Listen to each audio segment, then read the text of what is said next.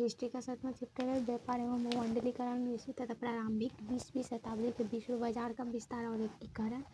इसका अध्ययन की मुख्य बातें। पहला, आज के अर्थ जगत के वाणिज्य और व्यापार के अंतर्गत आने वाली विश्व बाजार की अवधारणा आधुनिक युग की देन है। प्राचीन भारत के विकसित सिंधु घाटी सभ्यता का अवधारणा सभ्यता का व्यापार संबंधित प्राचीन मिस्र और मेसोपोटामिया की सभ्यता के साथ, परंतु आधुनिक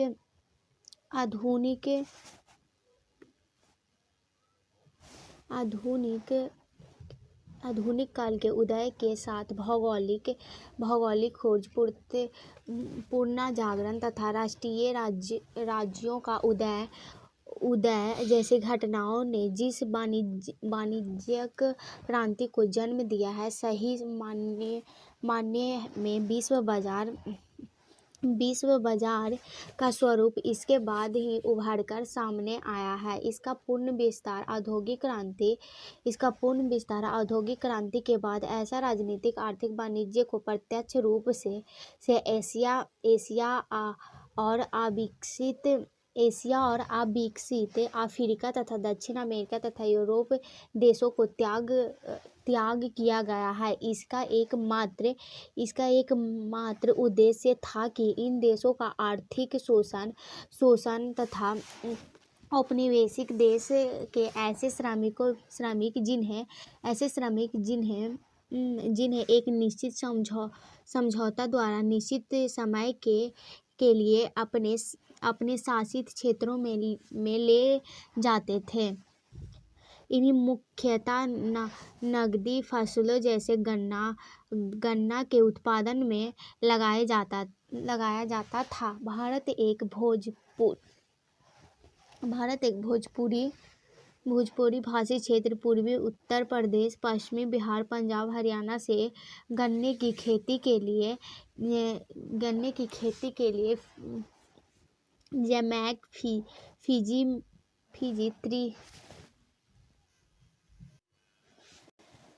फिजी, त्रिनिदाद एवं टोबैगो, मॉरिशस आदि देशों में ले जाया गया और आर्थिक गतिविधियों को स्वतंत्र रूप से संचालित होने को सुनिश्चित करने के लिए बाजार के स्वरूपों को विश्वव्यापक होना जरूरी है। व्यापार श्रमिकों, पूंजीपति, आम मध्यम वर्ग तथा आम उपभोक्ताओं को हितों में बाजार का विश्वव्यापी स्वरूप सुरक्षित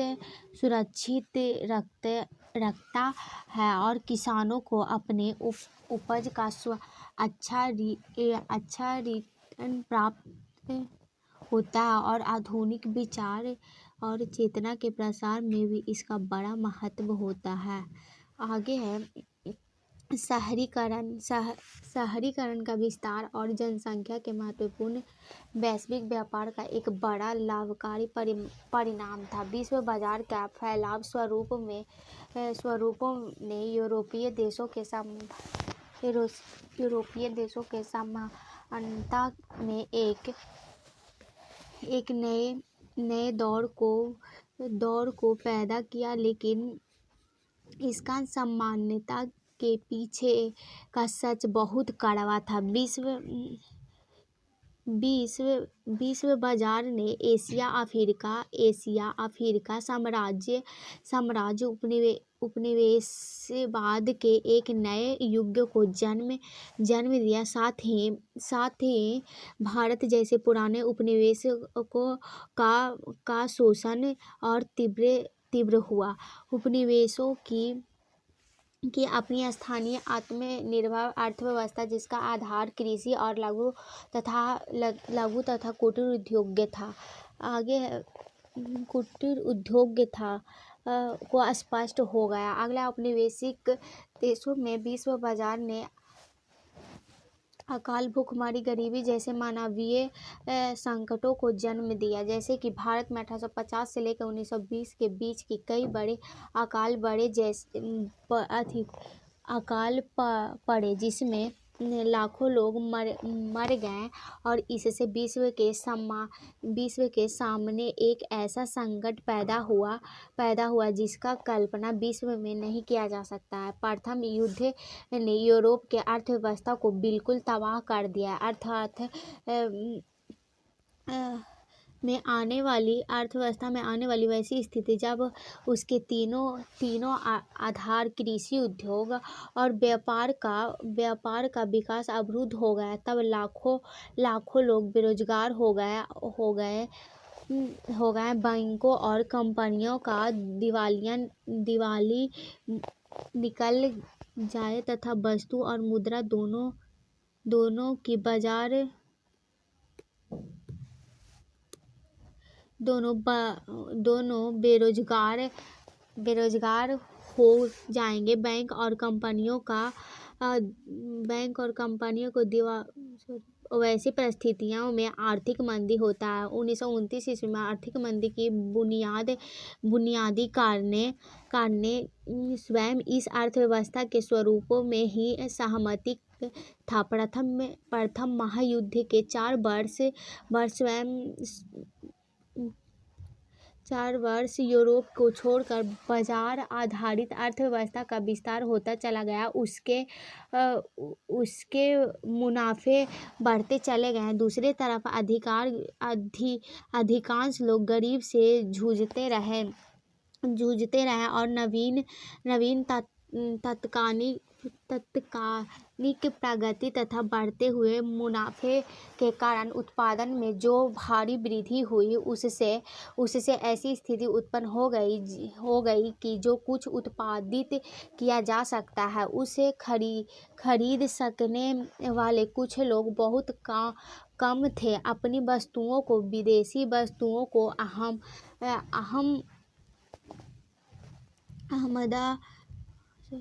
से होने वाली नुकसान से बचने के लिए विदेशी वस्तुओं पर ऊंची आयात शुल्क लगाए गए और जन कल्याण की एक बड़ी योजना से संबंधित नई नीति, जिसमें आर्थिक क्षेत्र के अलावा राजनीतिक और प्रशासनिक नीतियों की भी नियमित किया गया। अगला भूमंडलीकरण राजनीतिक, आर्थिक, सामाजिक, वैज्ञानिक तथा सांस्कृतिक जीवन के विश्वव्यापक समायोजन की एक प्रक्रिया है जो विश्व के विभिन्न भागों के लोगों को भौतिक एवं मनोवैज्ञानिक स्तरों पर एकीकृत करने का सफल प्रयास करते, अर्थात जीवन के सभी क्षेत्रों में लोगों के द्वारा किए जाने वाले क्रियाकलापों में विश्व स्तर पर पाया जाने वाला एक रूपांतर या समानता भूमंडलीकरण के अंतर्गत आएगा। 1919 के बाद विश्वव्यापक अर्थतंत्र में यूरोप के स्थान पर संयुक्त राज्य अमेरिका और सोवियत रूस का प्रभाव बढ़ा, जो कि द्वितीय महायुद्ध के बाद विश्व व्यापार और राजनैतिक व्यापार के निर्यात के हो गया। अगला 1919 के बाद विश्व बाजार के अंतर्गत ही एक नवीन आर्थिक प्रवृत्ति भूमंडलीकरण का उत्कर्षण हुआ, जो कि निजीकरण और आर्थिक उदारीकरण का प्रत्यक्षता जुड़ा था। भूमंडलीकरण ने संपूर्ण विश्व के अर्थतंत्र का केंद्र बिंदु संयुक्त राज्य अमेरिका को बना दिया गया। उसकी मुद्रा डॉलर पूरे विश्व की मानक मुद्रा बन गई और उसकी कंपनियों को पूरे दुनिया में कार्य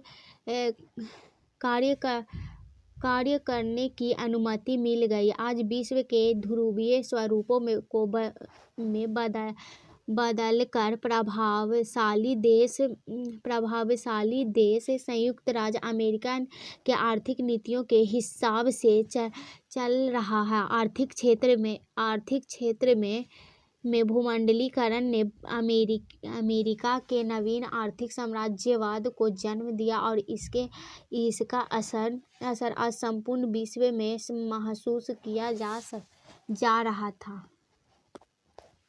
पहला ऑब्जेक्टिव प्रश्न है। पहला प्रश्न है, प्राचीन काल में किस स्थल मार्ग से एशिया और यूरोप का व्यापार होता है? तो रेशम मार्ग से।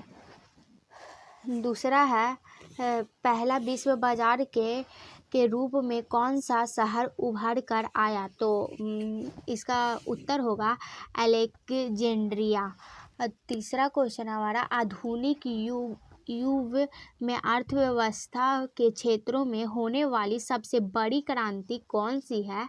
तो इसका उत्तर होगा वाणिज्य क्रांति। चौथा क्वेश्चन है, गिरिमिटिया मजदूर बिहार के किस क्षेत्र से भेजे जाते थे? तो पूर्वी क्षेत्र से। विश्व बाजार का विस्तार आधुनिक काल में किस समय से आरंभ हुआ? तो इसका उत्तर है 18वीं शताब्दी से। अगला है छठा क्वेश्चन, विश्वव्यापी आर्थिक संकट किस वर्ष आरंभ हुआ? तो इसका उत्तर है 1929।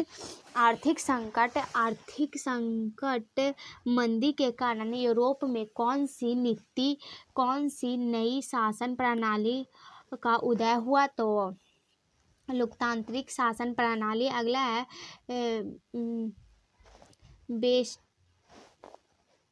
ब्रिटेन वुड्स सम्मेलन किस वर्ष हुआ? तो इसका उत्तर होगा 1944। भूमंडलीकरण की शुरुआत किस दशक में हुआ था? तो 1990 के दशक में। आगे द्वितीय महायुद्ध के बाद यूरोप में कौन सी संस्था का उदय आर्थिक दुष्प्रभावों का समाप्त करने के लिए हुआ? तो इसका उत्तर होगा यूरोपीय संघ। आगे रिक्त स्थान को पूर्ति कर ले। अलेक्जेंड्रिया नामक पहला विश्व बाजार सम्राट सिकंदर के द्वारा स्थापित किया गया। विश्व व्यापक आर्थिक संकट अमेरिका देश में आरंभ हुआ। ब्रिटेन वुड्स नामक सम्मेलन के द्वारा विश्व बैंक का अंतर्राष्ट्रीय मुद्रा कोष की स्थापना हुई। आर्थिक संकट से विश्व स्तर पर बेरोजगारी नामक एक बड़ी सामाजिक समस्या उदित हुआ। अगला पूंजीवाद ने 1990 के बाद भूमंडलीकरण की प्रक्रिया को काफी तीव्र कर दिया। आगे है, सही मिलान करें। तो औद्योगिक क्रांति, तो इंग्लैंड में हिटलर का उदय, जर्मनी में विश्व आर्थिक मंदी 1929 में, विश्व बैंक की स्थापना 1944 में, भूमंडलीकरण की शुरुआत 1990 के बाद, विश्व बाजार की शुरुआत प्राचीन काल में। आगे आती लघुतारी के क्वेश्चन है, विश्व बाजार किसे कहते हैं? तो इसका उत्तर होगा उस तरह के बाजारों को हम विश्व बाजार कहेंगे जहां विश्व के सभी देशों की वस्तुएं आम लोगों को खरीदने के लिए उपलब्ध हो। दूसरा है, औद्योगिक क्रांति क्या है? तो इसका उत्तर होगा वाष्प शक्ति के संचालित मशीनों द्वारा बड़े बड़े कारखानों में व्यापक पैमानों पर वस्तुओं का उत्पादन ही औद्योगिक क्रांति है। तीसरा क्वेश्चन है, आर्थिक संकट से आप क्या समझते हैं? तो इसका उत्तर होगा 1929 ईस्वी तक आते आते दुनिया में एक ऐसे आर्थिक संकट से घिर गया जिससे उसने पहले कभी अनुभव नहीं किया है। विश्व के सभी वर्गों में कृषि उत्पादन एवं खानों के मूल्य में विकृति ही आर्थिक संकट है। चौथा, भूमंडलीकरण किसे कहते हैं? इसका उत्तर जीवन के सभी क्षेत्रों के एक अंतर्राष्ट्रीय स्वरूप जिनसे दुनिया के सभी वर्गों को आपस में जोड़ दिया संपूर्ण विश्व एक बड़े गांव के रूप में परिवर्तित हो गया। उपमंडलीकरण कहलाता है। अगला है 5वां क्वेश्चन है, ब्रिटेन वुड्स सम्मेलन का मुख्य उद्देश्य क्या था? इसका उत्तर है ब्रिटेन वुड्स सम्मेलन का मुख्य उद्देश्य यह था कि औद्योगिकरण विश्व के आर्थिक स्थिरता एवं पूर्ण रोजगार बनाए रखा, क्योंकि यहाँ भी महसूस किया गया है कि इसी आधार पर विश्व शांति भी स्थापित की जा सकती है। 6वां क्वेश्चन हमारा, बहुराष्ट्रीय कंपनियां क्या है? इसका उत्तर कई देशों में एक ही साथ व्यापार और व्यवसाय करने वाले कंपनियों को बहुराष्ट्रीय कंपनी कहा जाता है। अगला क्वेश्चन मतलब लघुत्तरीय क्वेश्चन है हमारा, उसका लघुत्तरीय का पहला है, 1929 के आर्थिक संकट के कारखानों को संक्षिप्त में स्पष्ट करें। इसका उत्तर होगा, कृषि क्षेत्र में अंतिम उत्पादन की समस्या के प्रथम महायुद्ध के बाद भी बनी रही, लेकिन उसे खरीद सकने वाले लोगों को बहुत कम थे। इससे उन कृषि उत्पादनों की आय घटी। किसान इस स्थिति से निकलने के लिए उत्पादन को और बढ़ाया ताकि कम कीमत पर ज़्यादा माल बेच कर अपना आय स्तर बनाए रख सके। बाजारों में कृषि उत्पादन में अहम और बढ़ा देने पर कीमतों और नीचे चली गई। कृषि उत्पादन बड़ी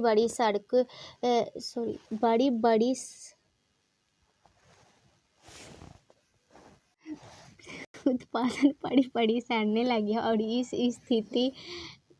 स्थिति का आकलन करते हुए आधुनिक अर्थशास्त्रों को कार्नवालिस ने अपनी पुस्तक दी और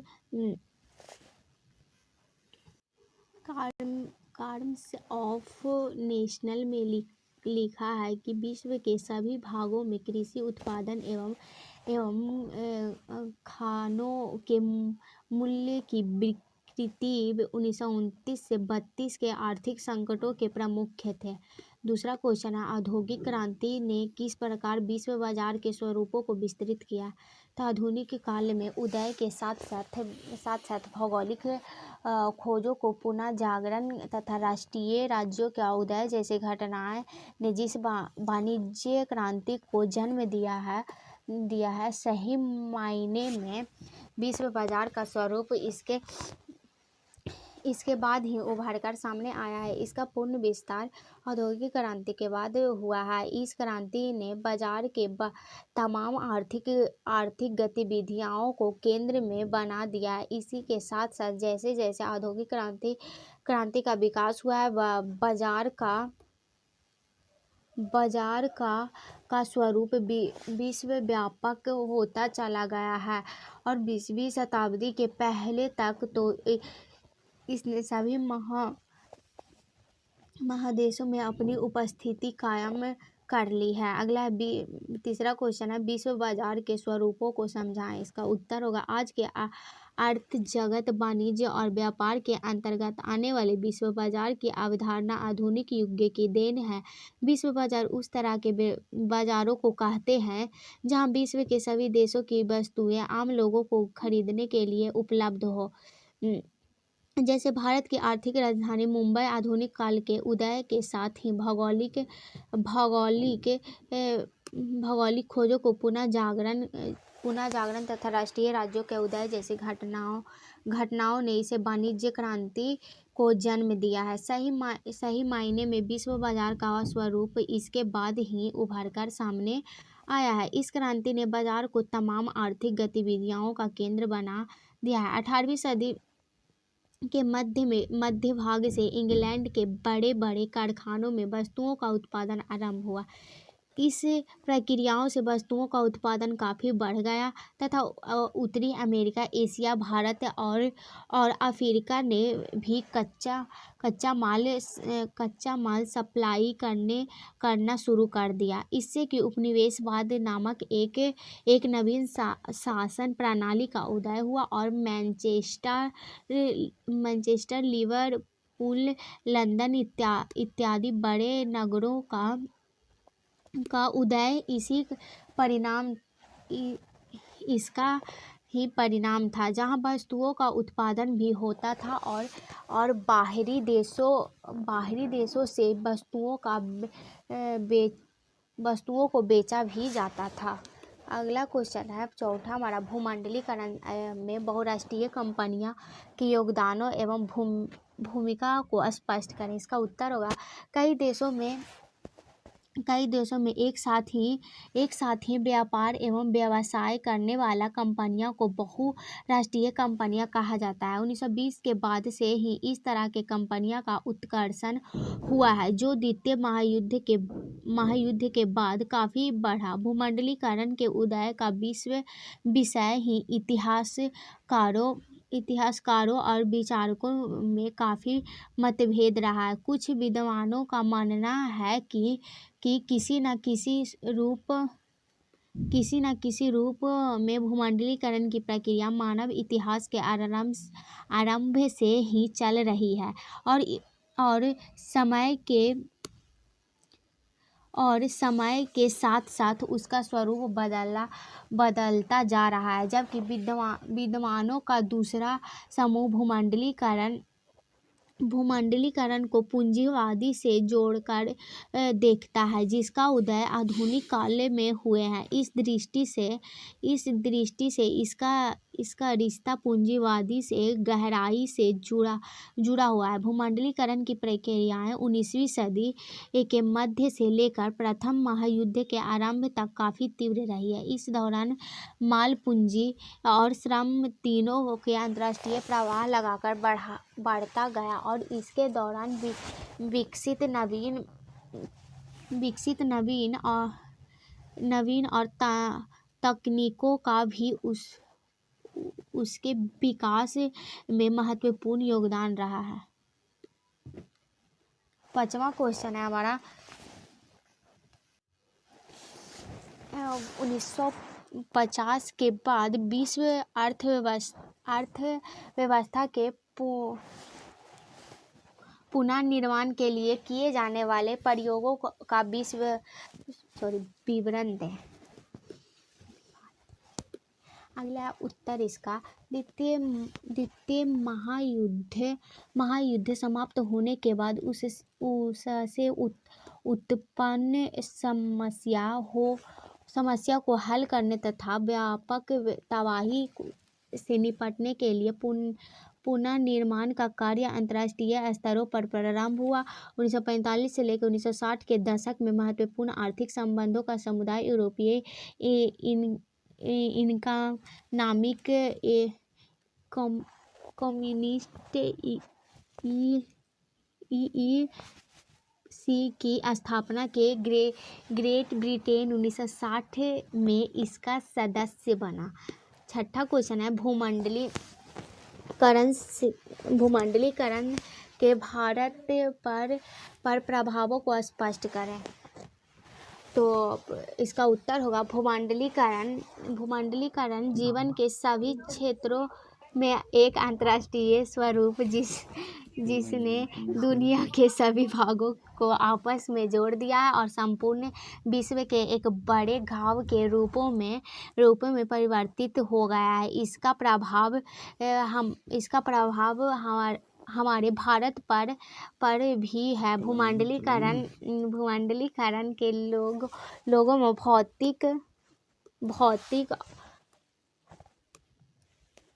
भौतिक परिवर्तन हो गया है। इसका प्रभाव हमारे भारत पर भी पड़ा है। भूमंडलीकरण के लोगों को भौतिक मनोवैज्ञानिक स्तर पर एकीकृत करने का एक साफ प्रयास करती है, अर्थात सभी क्षेत्रों में लोगों के द्वारा किए जाने वाली क्रियाकलापों में विश्व स्तर पर पाया जाने वाला एक रूपांतर या सामान्यता भूमंडलीकरण के अंतर्गत आता है। जैसे वेशभूषा और खान पान के स्तर पर कुछ मौलिक विशेषताएं विश्व के सभी देशों में सामान्य रूप से पाई जा रही है। 7वां क्वेश्चन है, विश्व बाजार के लाभ हानि का संक्षिप्त टिप्पणी लिखें। तो इसका उत्तर होगा, विश्व बाजार के व्यापार औद्योगिक को तीव्र गति से बढ़ावा, व्यापार और उद्योगों के विकास ने पूंजीपति, मजदूर और मजबूत मध्यम वर्ग नामक के 3 शक्तिशाली सामाजिक वर्ग को जन्म दिया है। भारत जैसे औपनिवेशिक देशों का सीमित मात्रा में ही सही औद्योगिकरण और आधुनिकीकरण विश्व बाजार के आलोकों में ही हुआ है। विश्व बाजार ने नवीन तकनीकों को सृजित किया है। अगला, इन तकनीकों को रेलवे, वाष्प इंजन, भाप का जहाज, टेलीग्राफ, बड़े जल स्रोत महत्वपूर्ण है। इन तकनीकों के विश्व बाजार और उनके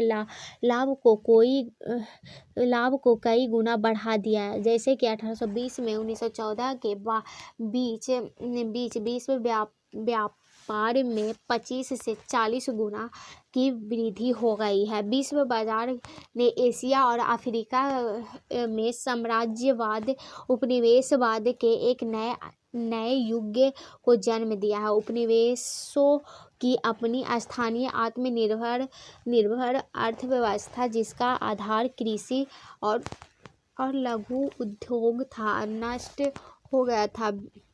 व्यापार में वृद्धि और विश्व अर्थव्यवस्था के साथ निकटता में औपनिवेशिक लोगों की आजीविका को छीन लिया।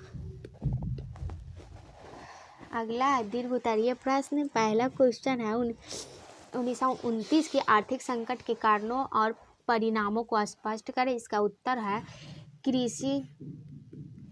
कृषि क्षेत्रों के अंतिम उत्पादन की समस्या प्रथम महायुद्ध के बाद भी बनी रही, लेकिन उसे खरीद सकने वाले लोग बहुत कम थे। इससे कि उन कृषि उत्पादनों की आय घटी और किसान इस स्थिति से निकलने के लिए उत्पादन को और बढ़ाया ताकि कम कीमत पर ज़्यादा माल बेचकर अपना आय स्तर बनाए रखें। बाजारों की कृषि उत्पादन की